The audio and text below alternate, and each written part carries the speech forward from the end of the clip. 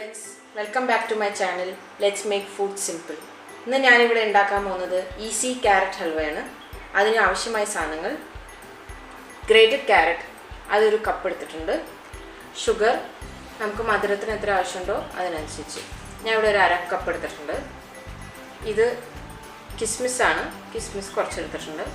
ഇത് 3 തരം ഡ്രൈ ഫ്രൂട്ട്സിനെ എടുത്തിട്ടുണ്ട്. കുറച്ച് കാഷ്നട്ട്, ബദാം, പിസ്ത.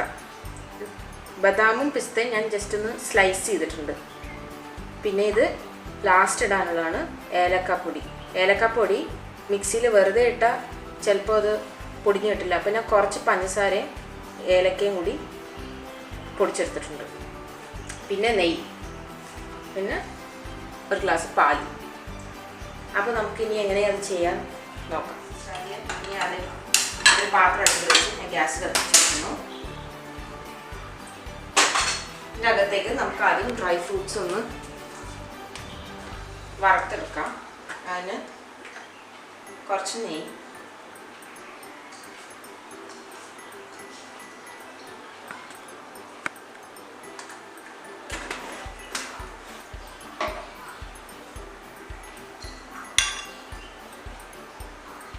നെയ്യിട്ടു.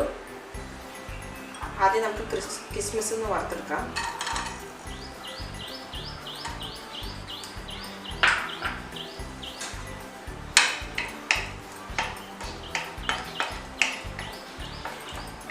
വറുത്ത് കിട്ടി. ഞാനിതിന് കോരി മാറ്റാൻ പോകുന്നതാണ്.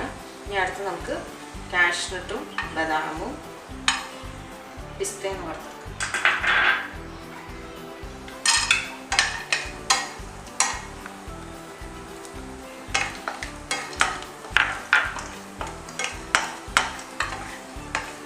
ഫ്രൈ ചെയ്യാനായിട്ടുണ്ട്.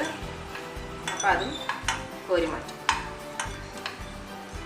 ക്യാരറ്റ് ഹൽവ ഉണ്ടാക്കാൻ കുറച്ചും കൂടി നെയ്യ് ഒഴിച്ചെടുക്കുക.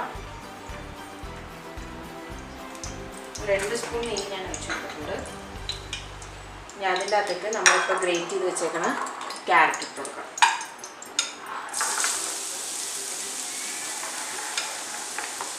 ഈ ക്യാരറ്റിൻ്റെ പച്ച വാസന ഒന്ന് പോകണം. അതുവരെ നമുക്കൊന്ന്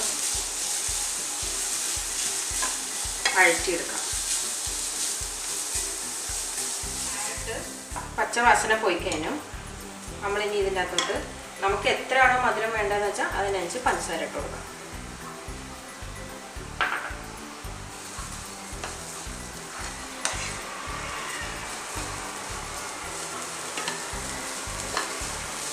ഈ പഞ്ചസാര ഈ ക്യാരറ്റിൻ്റെ കൂടെ ഇരുന്ന് ഒന്ന് അലിഞ്ഞു വരും.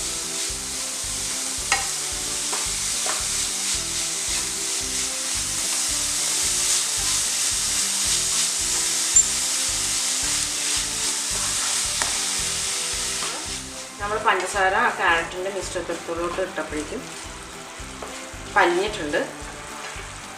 ഇനി ഇത് കുറച്ചൊന്ന് വറ്റി വരുമ്പോഴേക്കും നമ്മൾ പാൽ ഒഴിച്ചു കൊടുക്കും.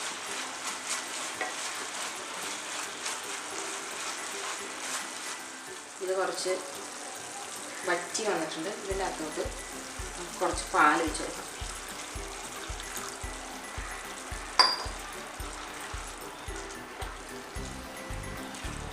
ഇനി ഇതിൻ്റെ അകത്തും കിടന്ന് ഈ ക്യാരറ്റ് വറ്റി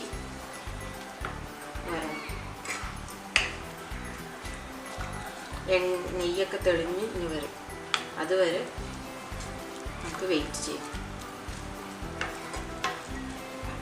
ഇപ്പോൾ കുറച്ച് നേരം കഴിയുമ്പോഴേക്കും നമ്മൾ ഇട്ട പാലും എല്ലാം വറ്റി.